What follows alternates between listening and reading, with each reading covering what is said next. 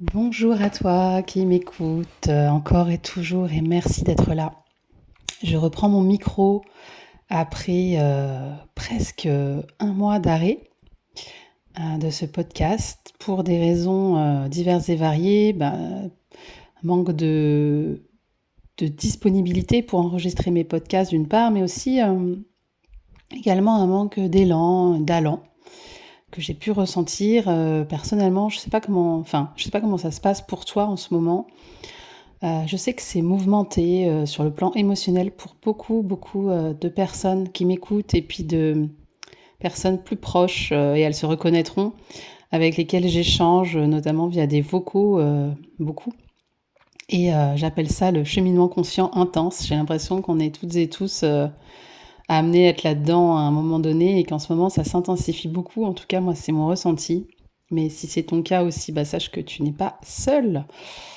Et ouais, j'ai vraiment un peu cette impression, je sais pas si toi tu ressens ça parfois, mais j'ai l'impression d'être limite en burn-out émotionnel là en fait.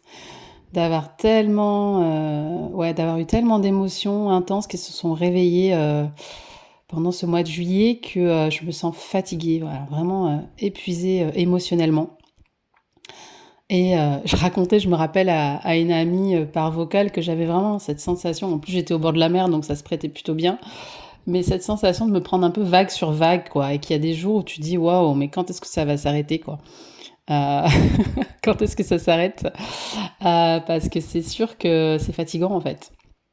Mais ouais, j'ai cette sensation quand même qu'on est parti pour. On est dans une période, je sais pas, de l'histoire de l'humanité, je dirais, où ça c'est pas prêt de s'arrêter tout ça et il va falloir qu'on apprenne à surfer toutes ces vagues-là parce que c'est ce qui nous est demandé en fait.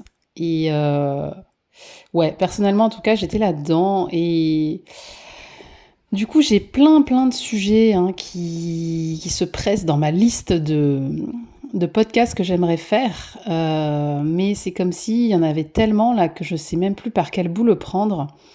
Et j'ai décidé de te faire un podcast sur finalement cette grande leçon, cette grande chose que j'ai apprise en maintenant quasiment 4 ans de dev perso, on va dire, je dirais plutôt de cheminement conscient en fait, ouais. Parce qu'avant, je cheminais aussi, d'ailleurs on chemine toute notre vie, mais il y a ce moment, tu sais, dans la vie où tu commences à cheminer de manière consciente en fait. Quand tu commences finalement à t'intéresser un petit peu au dev perso, à la spiritualité, etc. C'est là que commence finalement ton cheminement conscient. Même avant ça, tu as bien évidemment cheminé aussi. Donc tout ça pour dire qu'en 3-4 ans maintenant de cheminement conscient, hum, j'ai l'impression qu'il y a... Je suis passée par plein de phases à me dire non mais en fait je sais plus rien, tout ça pour ça, franchement c'était bien la peine, etc. L'impression de revenir à zéro parfois, de retomber dans mes vieux travers et de me dire mais bon sang, à quoi ça a servi tout ça? Et je pense que c'est quelque chose que tu ressens peut-être aussi parfois. Mais il y a une chose que je retiens en tout cas, que j'ai apprise aujourd'hui et que j'aimerais te partager. Euh, En fait, je crois qu'il y a une grande illusion dans le monde du dev perso et de la spiritualité qui serait de penser que à partir du moment où on est justement dans ce cheminement conscient, où en fait on écoute, on lit des choses, on fait du travail sur soi, entre guillemets, on voit des thérapeutes, on a des pratiques au quotidien, etc. On fait du journaling, de la méditation, du yoga, de la respiration et que sais-je encore. On se dit, un peu inconsciemment au début, mais on se le dit tous, qu'en fait, on va d'une certaine manière supprimer la souffrance de notre vie et on va supprimer un petit peu l'inconfort en fait. Je crois qu'il y a cette grande illusion là quand même, c'est que on se dit voilà, maintenant j'ai trouvé des solutions pour éviter la souffrance, pour éviter l'inconfort, pour arrêter de faire des mauvais choix, etc., etc. Et c'est vrai dans une certaine mesure que tout ça, tous ces outils-là apportent vraiment des choses sur le moment.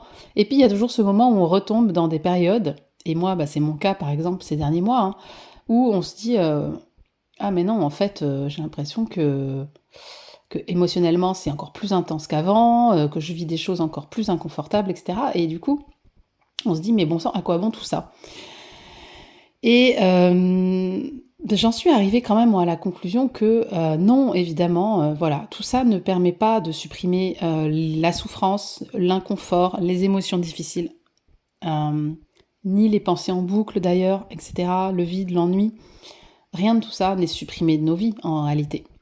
La seule différence, c'est que j'ai cette impression qu'aujourd'hui, je vis mes émotions inconfortables, depuis un point de vue en fait où c'est comme si je les vivais, mais depuis un endroit où elles ne m'emportent plus totalement. Il y a un point de conscience un peu fixe qui reste en fait et qui fait que je ne me laisse plus emporter tout entière dans mes émotions, dans mes pensées en boucle, etc. Et que c'est comme si j'étais capable de goûter en fait ces émotions difficiles en tant qu'expérience en fait. Comme si voilà, j'arrivais à les vivre d'une certaine manière depuis un point de vue de conscience où je les goûte comme des expériences qui valent la peine d'être vécues au même titre que des émotions plus agréables, que des expériences de vie plus agréables. Et je crois que c'est vraiment ça la clé, c'est d'arriver à réaliser qu'on est aussi venu ici dans cette vie pour expérimenter des émotions inconfortables, des émotions difficiles pour ce qu'elles sont. C'est un petit peu comme un enfant qui goûte, on lui met devant lui plein de saveurs différentes et il va goûter des choses qui vont peut-être être plus amères, acides, mais aussi des choses sucrées. Mais il va pas forcément aimer tous les goûts qu'il va goûter, mais il va prendre plaisir à l'expérience en elle-même de goûter plein de choses différentes. Voilà. Et si on arrive avec un regard vraiment neuf et sans jugement en fait sur ce qui nous arrive, en pur observateur de ce qui nous arrive, on peut parvenir à traverser ces émotions difficiles, inconfortables, désagréables, sans rajouter par-dessus le jugement de se dire « Ah, là, je vis quelque chose de désagréable et j'ai envie que ça s'arrête, en fait. » Et créer par-dessus donc ces émotions difficiles et inévitables une résistance, en fait. Voilà, et je crois qu'au final, ce que j'ai appris en 3-4 ans maintenant, voilà, de cheminement conscient, avec tous les outils que j'ai pu expérimenter, c'est ça. C'est cette capacité à vivre ce que la vie me présente, avec peut-être un petit peu plus d'ouverture, de curiosité pour ce que je vis, et moins de jugement, moins de résistance. Voilà. Là, par exemple, j'ai pu récemment vivre une expérience assez désagréable. J'ai été bloquée pendant une semaine à un endroit et dans un contexte que je n'avais pas choisi pour des raisons familiales. Et ça m'a vraiment amenée dans cette expérience de « Ok, moi j'avais prévu quelque chose et puis finalement la vie me propose complètement autre chose. La vie ne m'amène pas ce que j'avais anticipé, ce que j'avais souhaité, ce que j'avais prévu. Et j'ai vraiment expérimenté l'ennui, le vide, un sentiment de... quand même beaucoup d'ennui, on va dire. Et je suis parvenue à un moment donné à vivre cet ennui pour ce qu'il était, à me dire, ok, là, je suis en train de vivre de l'ennui, je suis en train de vivre de la mélancolie, un sentiment de vide, ok. J'ai vraiment été me dire, ok, où est-ce que ça se situe dans mon corps? Moi, c'est beaucoup souvent dans mon ventre que les émotions inconfortables se vivent, enfin se manifestent, puisque les émotions, ce sont finalement juste des ressentis physiques. Je suis vraiment allée observer ces ressentis physiques-là dans mon corps, et avec vraiment un regard je dirais presque de scientifique, hein, comme une scientifique qui observerait, je sais pas, des animaux dans la nature, juste observer, ressentir les choses, sans me dire c'est bien, c'est pas bien, c'est agréable, c'est pas agréable, juste observer ce qui se passe et être là avec ce ressenti désagréable. Et surtout aussi parvenir à me dire ok, là la vie m'invite finalement à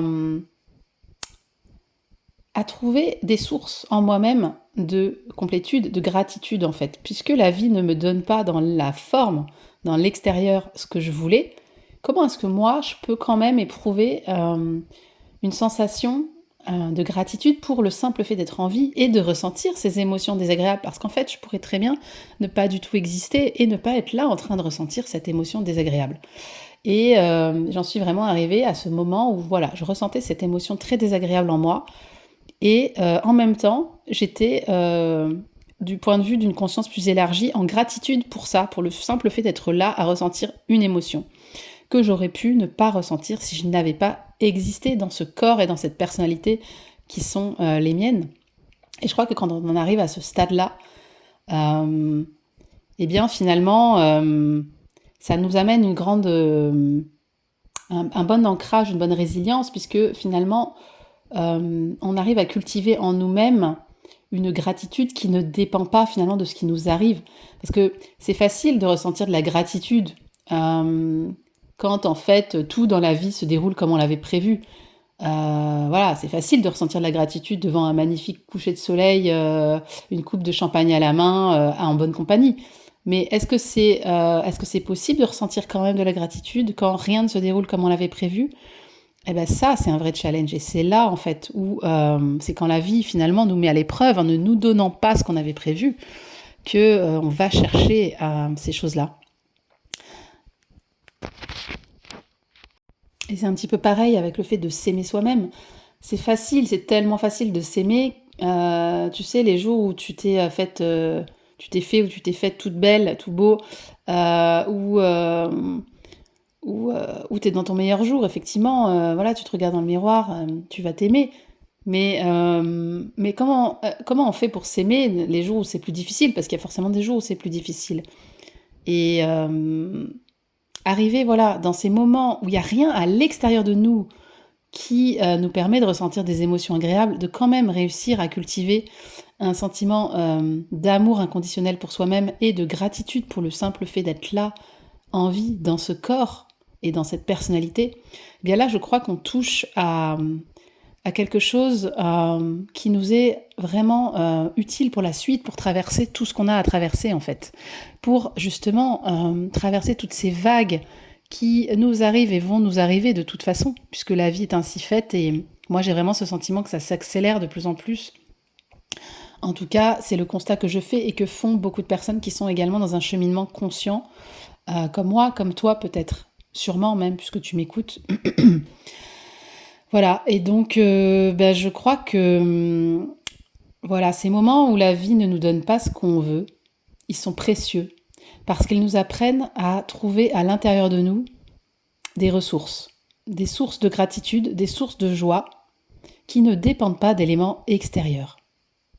Et ils nous apprennent à devenir un observateur ou une observatrice qui ne juge pas ce qui nous arrive, qui simplement vient apprécier l'expérience pour ce qu'elle est. Voilà, qui laisse être l'expérience et la vie simplement pour la vivre, quoi. Voilà.